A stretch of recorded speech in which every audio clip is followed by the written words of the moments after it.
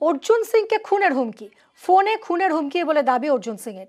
গতকাল ব্যারাকপুরের বিজেপি প্রার্থীকে হুমকি ফোন করে খুনের হুমকি দেওয়ার অভিযোগ ওঠে। পুলিশে অভিযোগ দায়ের করেছেন অর্জুন সিং।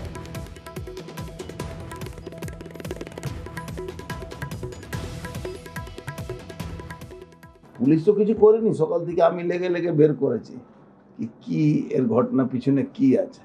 করতে করতে পাওয়া গেল কালাবাবু যে ড্রাগ বিক্রি করে এখানে, তার সঙ্গে ড্রাগ বিক্রি করে।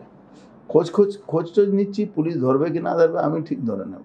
আর ধুর এইসব লোকের কথায় এত কান দেখে, একটা ফর্মাল কমপ্লেন করতে হয় সেটা করে দিচ্ছি, আবার এইসব লোক আমাকে গুলি মারার সাহস পাবে?